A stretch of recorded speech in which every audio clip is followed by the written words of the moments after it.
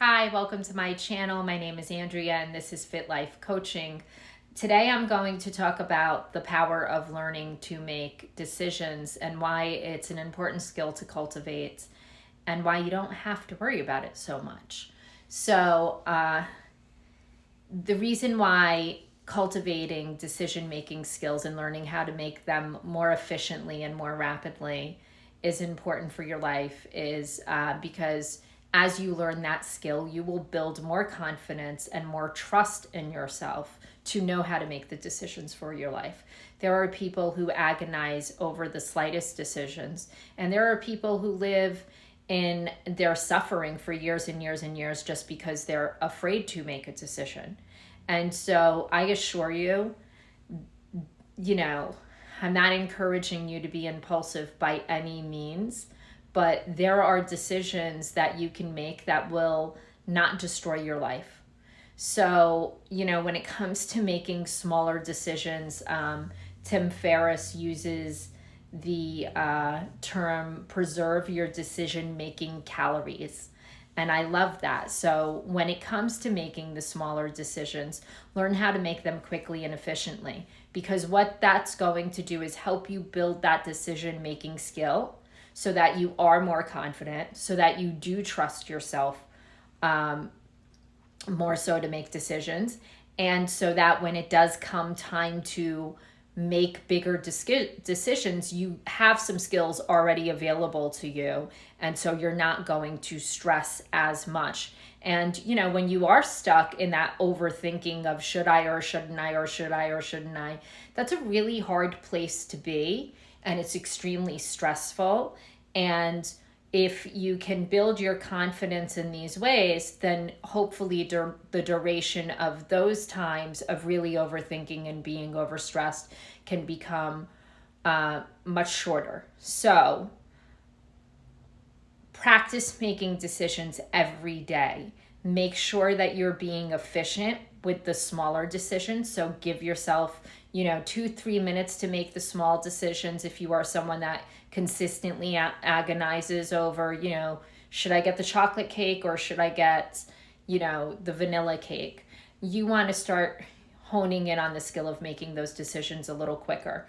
Also, if you are the person that goes to everyone and collects everyone's opinion before you make a decision and you just get more confused by the end of it all and you're not able to make a decision, start trying to limit other people's influence over your decision making. So I would, if you talk to 10 friends, I would limit that to 2 and only get a couple of opinions and really rely on yourself for decisions. When it comes to the bigger decisions, the riskier decisions, because I'm not encouraging you to be impulsive here, but when it does come to the riskier decisions, then that's where you want to do your pro and con list. So what is the pro of making this decision and going in this direction? What is the con of staying where I am and not making this decision? Because you have to understand that even when you're not making a decision, you're making a decision. And that decision is to remain where you are or not, move forward in certain ways. And so you have to weigh that out. Another great strategy is to, put yourself in the worst case scenario. What's the worst that happens if you go in this direction? And what's the worst that happens if you stay where you currently are? Because when you put yourself in those scenarios and you can look at the worst thing that could possibly happen, it kind of takes the fear out of the decision a little bit.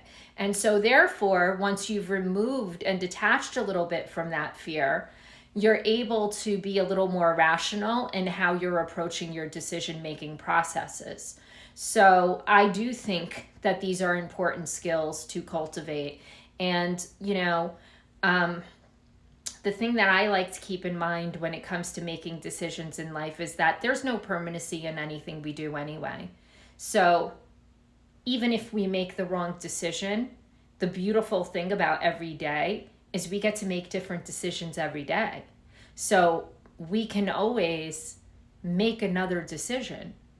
We can always choose to move back to New York from Chicago if we don't like it. We can always decide to apply for another job if we've picked the wrong one. So you're never stuck in your decision forever.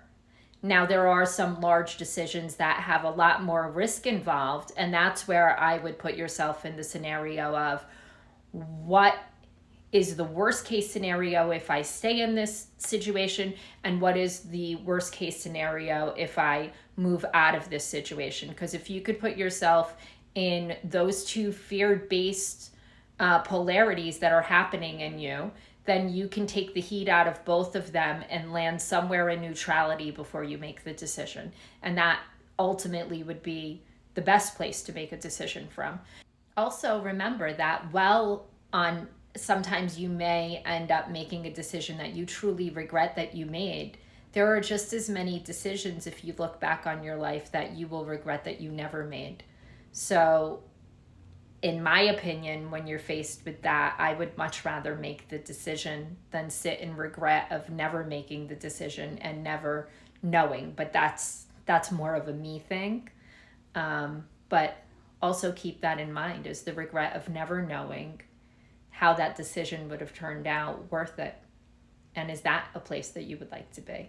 So I hope you found this insightful, and please like and subscribe. And thank you for your support, and thanks for being here today. And remember that life is always a practice. Thanks.